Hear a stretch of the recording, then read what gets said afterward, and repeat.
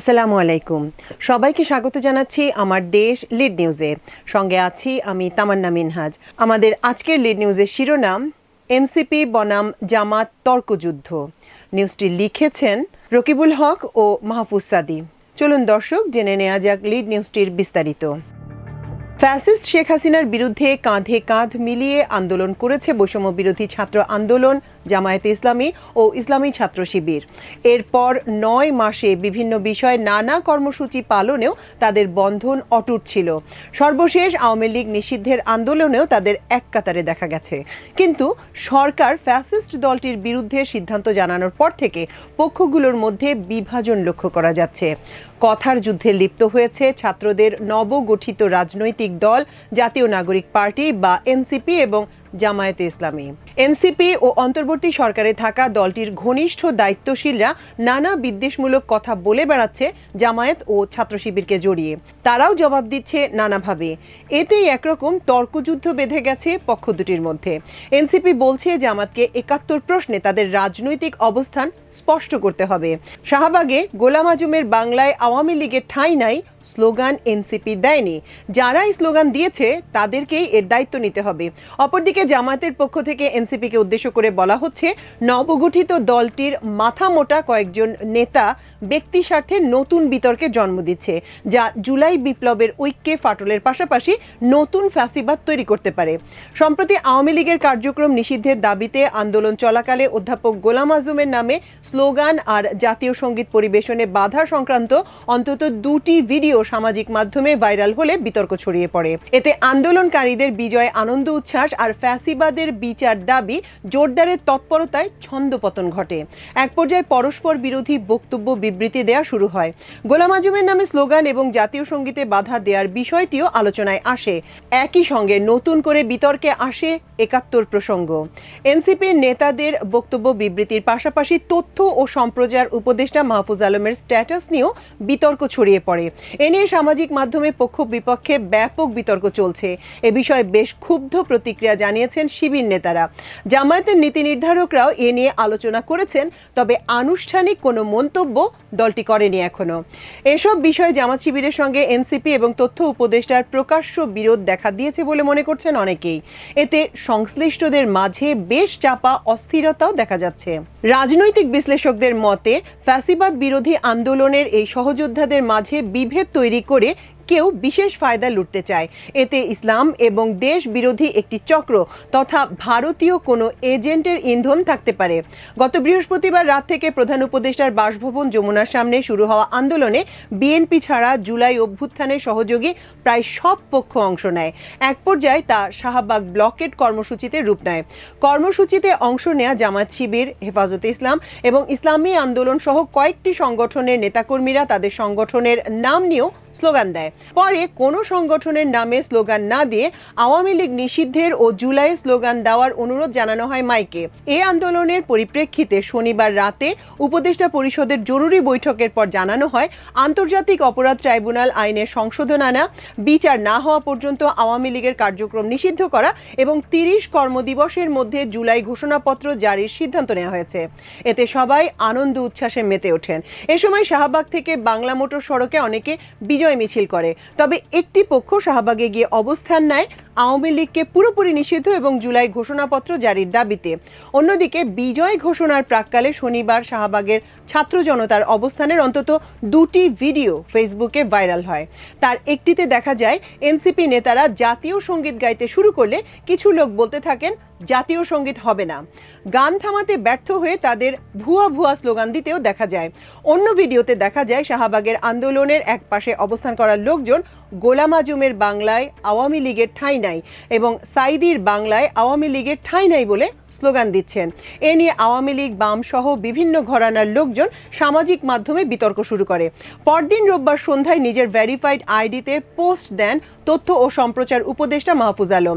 সেটি 3 মিনিটের মাথায় আর পাওয়া যায়নি। তাতে বলা হয়েছিল, আমাকে নিয়ে নোংরামি করতেছো, ঝামেলা নাই, ফ্যামিলি টাইনো না, যুদ্ধাপরাধের সহযোগী রাজাকারেরা, এটা লাস্ট ওয়ার্নিং। আর যে চুপা শিবিররা এ সরকারের পথ বাগাইছো আর বিভিন্ন সুশীল ব্যানার খুলে পাকিস্তান পন্থা জারি রাখছো, তোমরা তোমাদের পূর্বপুরুষ রাজাকার দালালদের তুলনায় আরও অধিক ভুগবা। যারা বিতর্কের এবং গালাগালির লিমিট জানে না তাদের আমি সহ নাগরিক মনে করি না। পাকিস্তানপন্থীরা যেখানেই থাকবে সেখানেই আঘাত করা হবে, আমৃত্যু। ঢাবিতে রাজাকারদের আগে ঠেকানো হবে। যারা এদের স্পেস দিছে তাদের জন্য গত 50 বছরের তুলনায় অধিক জিল্লতি অপেক্ষা করছে। এই পোস্টের পর জামাত ও ছাত্র শিবিরের অনেক নেতাকে বিচ্ছিন্নভাবে মাহফুজ আলমের বক্তব্যের সমালোচনা করতে দেখা যায়। উপদেষ্টা পরিষদে থাকা অবস্থায় একটি দলের বিরুদ্ধে অবস্থান নিয়েছেন দাবি করে তার বিরুদ্ধে শপথ ভঙ্গের অভিযোগও করতে দেখা গেছে। এমন প্রশ্ন তুলে শাহবাগ থানা জামাতের আমির শাহ মাহফুজ হক টিভি অনুষ্ঠানে মাহফুজ আলমের ভারতীয় গোয়েন্দা সংস্থা রয়ের হয়ে কাজ করছেন কিনা সেই প্রশ্নও তুলতে দেখা গেছে। পরে দুটি কথা শিরোনামে মাহফুজ আলম আরেক ফেসবুক পোস্টে বলেন, 1, 71-এর প্রশ্ন মীমাংসা করতেই হবে। যুদ্ধাপরাধের সহযোগীদের ক্ষমা চাইতে হবে।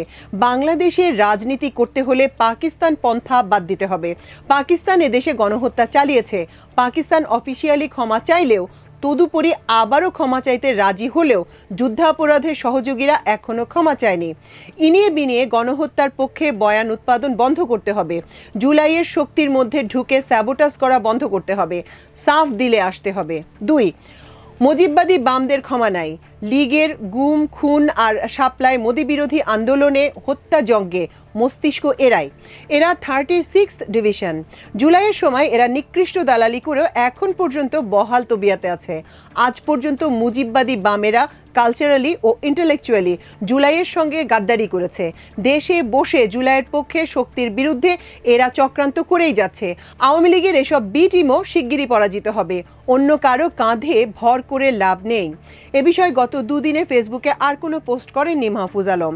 অবশ্য সোমবার এক পোস্টে তিনি বলেছেন, রাষ্ট্রকে নতুন করে গড়ে তুলতে অভ্যুত্থানের পক্ষে সব শক্তিকে দূরদর্শী ও বাস্তবমুখী পদক্ষেপ নিতে হবে। আওয়ামী লীগের কার্যক্রম নিষিদ্ধ হলেও লড়াই এখনো বাকি আছে। মুজিববাদের সংস্কৃতি, রাজনীতি ও অর্থনীতিকে পরাজিত করতে হবে। ফ্যাসিবাদের কারণে সৃষ্ট সামাজিক ফ্যাসিবাদ দূর করতে হবে। মজলুম জনগোষ্ঠীকে জালিম হয়ে উঠতে দেয়া যাবে না, বরং সবার অধিকার ও ন্যায় বিচারের পক্ষে থাকতে হবে। তিনি বলেন, 71 পরবর্তী আওয়ামী লীগ মুজিববাদের মাধ্যমে রাষ্ট্র গঠনকে বাধাগ্রস্ত করেছিল এবং রাষ্ট্রের সব প্রতিষ্ঠানকে দেউলিয়া করে। আওয়ামী লীগ মুক্ত বাংলাদেশে রাষ্ট্র গঠন এবং শক্তিশালী গণতান্ত্রিক প্রতিষ্ঠান গড়ে তোলার নতুন রাজনৈতিক বন্দোবস্ত প্রতিষ্ঠা না করতে পারলে ইতিহাস আমাদের ক্ষমা করবে না। এদিকে সোমবার এনসিপি সংবাদ বিজ্ঞপ্তিতে বলা হয়, ফ্যাসিবাদ বিরোধী ছাত্র জনতার আন্দোলনে বিভিন্ন রাজনৈতিক দল, মত পক্ষ এবং সাধারণ ছাত্র জনতা স্বতঃস্ফূর্তভাবে অংশগ্রহণ করলেও একটি পক্ষ সচেতনভাবে দলীয় স্লোগান এবং বাংলাদেশের জনগণের ঐতিহাসিক সংগ্রামের বিরুদ্ধে স্লোগান দিয়েছে, যা জুলাই পরবর্তী সময়ে সাম্প্রতিক আন্দোলনে জাতীয় ঐক্য নবায়নের সুবর্ণ সুযোগ তৈরির ক্ষেত্রে ব্যাঘাত ঘটিয়েছে। দলটির নেতারা বলছেন, আমরা দ্ব্যর্থহীনভাবে বলছি, এনসিপির কোনো সদস্য সাম্প্রতিক আন্দোলনে দলীয় স্লোগান কিংবা এই জনপদের মানুষের সংগ্রাম ও ইতিহাস বিরোধী কোনো স্লোগান দেননি। তাই যেসব আপত্তিকর স্লোগান নিয়ে জনমনে প্রশ্ন উঠেছে তার দায় দায়িত্ব সংশ্লিষ্ট পক্ষটিকে নিতে হবে। এনসিপিকে এর সঙ্গে জড়ানো সম্পূর্ণ অহেতুক এবং অনাকাঙ্ক্ষিত। বরং এনসিপি সদস্যদের বক্তৃতা ও স্লোগানে এই জনপদের মানুষের ঐতিহাসিক সংগ্রামের অধ্যায় তথা 1947, 1971 ও 2024-এর প্রতিফলন ছিল। আমরা আরও লক্ষ্য করেছি, আন্দোলনকারীরা জাতীয় সঙ্গীত পরিবেশনার সময় একটি পক্ষ আপত্তি জানালেও তারা দৃঢ়তার সঙ্গে জাতীয় সঙ্গীত পরিবেশন করে। এনসিপি মনে করে দেশের মানুষের ঐতিহাসিক সংগ্রামের অধ্যায়সমূহ তথা 1947, 1971 এবং 1924-এর যথাযথ স্বীকৃতি এবং মর্যাদা বাংলাদেশের রাজনীতি করার পূর্বশর্ত। যারা 1971 সালে এই জনপদের মানুষের জনযুদ্ধের বিরুদ্ধে অবস্থান নিয়েছিল এবং যাদের বিরুদ্ধে গণহত্যায় সহযোগিতার অভিযোগ রয়েছে, আমরা চাই তারা নিজেদের সুস্পষ্ট রাজনৈতিক অবস্থান জাতির সামনে ব্যাখ্যা করে জাতীয় সমঝোতা ও ঐক্যকে সুদৃঢ় করবে এবং 24-এর অভ্যুত্থানের জন আকাঙ্ক্ষা বাস্তবায়নে সহযোগী হবে। দলটির নেতারা আরও বলেন, এনসিপি মনে করে কোনো রাজনৈতিক দল বা পক্ষের আগের রাজনৈতিক অবস্থান বা আদর্শের কারণে বিভাজন ও অনৈক্যের রাজনীতির সূত্রপাত ঘটলে সংশ্লিষ্ট দল বা পক্ষ দায় রয়েছে বাংলাদেশের মানুষের সামনে নিজেদের সুস্পষ্ট অবস্থান ব্যাখ্যা করে জাতীয় ঐক্যের পথে হাঁটার। দেশের জনগণের মধ্যকার বৃহত্তর ঐক্যের মাধ্যমে কেবল মুজিববাদকে সামগ্রিকভাবে পরাস্ত করা সম্ভব। জনগণের সুন্দর ও সমৃদ্ধ ভবিষ্যতের জন্য সব পক্ষকে দূরদর্শী সিদ্ধান্ত ও দায়িত্বশীল আচরণের আহ্বান জানায় এনসিপি। এই অবস্থান জানানোর পর সোমবার রাত পর্যন্ত ফেসবুকে এনসিপির ভেরিফাইড পেজে এই বিজ্ঞপ্তির হাইলাইট লেখা কার্ড, অস্তিত্বে বাংলাদেশ ক্যাপশন দিয়ে ৭১, ৪৭ ও ২৪ লেখা কার্ড এবং জাতীয় সঙ্গীতের প্রথম লাইন আমার সোনার বাংলা আমি তোমায় ভালোবাসি পোস্ট করা হয়েছে। এদিকে সোমবার ফেসবুকে দেয়া এক পোস্টে বাংলাদেশ গণতান্ত্রিক ছাত্র সংসদের আহ্বায়ক আবু বাকের মজুমদার বলেন, তোরা যারা রাজাকার সময় থাকতে বাংলা ছাড়, লাখো শহীদের রক্তে কেনা দেশটা কারো বাপের নাম, গোলাম আজম তুই রাজাকার, বাংলা কি তোর বাপদাদার। এই পোস্টের পরপরই আরেক পোস্টে গণ অভ্যুত্থানে বৈষম্য বিরোধী ছাত্র আন্দোলনের অন্যতম সমন্বয়ক বাকের বলেন, হাসিনাকে সরিয়ে গোলাম আজমের জন্য আমরা জুলাইয়ে রক্ত দেই নাই। এদিকে মঙ্গলবার সংবাদ সম্মেলনে এনসিপির যুগ্ম মুখ্য সমন্বয়ক নাসির উদ্দিন পাটোয়ারি বলেন, দেশে জাতীয় সঙ্গীতকে অবমাননা ও ৭১কে উপেক্ষাকারীদের রাজনীতি বুমেরাং হবে। এনসিপি এই দুই বিষয়ে কাউকে ছাড় দেবে না। তাই যারা এখনো নানাভাবে জাতীয় সঙ্গীত ও মুক্তিযুদ্ধকে হেয় করতে চান, এখনো সময় আছে, সঠিক পথে ফিরে আসুন। চলমান বিতর্ক সম্পর্কে আওয়ামী লীগ নিষিদ্ধের আন্দোলনে অংশগ্রহণকারী একটি দলের চেয়ারম্যান বলেন, ফ্যাসিবাদের বিরুদ্ধে আমরা অনেক দল ঐক্যবদ্ধ হয়ে আন্দোলন করেছি। আমাদের দাবি আংশিক পূরণের মধ্যে দিয়ে সেটা সমাপ্তি হয়েছে। পরে যেসব স্লোগান, জাতীয় সঙ্গীত বা মুক্তিযুদ্ধ নিয়ে বিতর্ক করা হচ্ছে তা অপ্রাসঙ্গিক। একসঙ্গে আন্দোলনের ৩ দিন পর হঠাৎ জামাতের বিরুদ্ধে আঙুল তোলা ফ্যাসিস্ট আওয়ামী লীগের কাজ। এটা ফ্যাসিবাদের নতুন ষড়যন্ত্র বলে মনে করি। তবে ঢাকা মহানগর জামাতের এক নেতা বলেন, এনসিপির সঙ্গে সম্পর্ক আগেও যেমন ছিল এখনো তেমনই আছে। কয়েক নেতা ব্যক্তি স্বার্থে বিতর্কিত মন্তব্য করেছেন। এ বিষয়ে জামাত কোনো প্রতিক্রিয়া দেখাচ্ছে না। গোলাম আজমের নামে স্লোগান প্রসঙ্গে তিনি বলেন, জামাতের সাবেক আমির গোলাম আজম এদেশের নাগরিক। দেশের রাজনীতিতে বিশেষ করে ১৯৪৮ সালের ভাষা আন্দোলন ও তত্ত্বাবধায়ক সরকার ব্যবস্থা চালু করতে তার অবদান রয়েছে। এজন্য তার ভক্তরা স্লোগান দিতেই পারে। যারা তার অবদানকে ধারণ করতে পারে না তারাই এটা নিয়ে বিতর্ক ছড়াচ্ছে। জানা গেছে, এনসিপি নেতাদের বক্তব্য ও উপদেষ্টা মাহফুজ আলমের স্ট্যাটাস নিয়ে সোমবার জামায়াতের কেন্দ্রীয় কার্যালয়ে শীর্ষ নেতাদের জরুরি বৈঠক অনুষ্ঠিত হয়।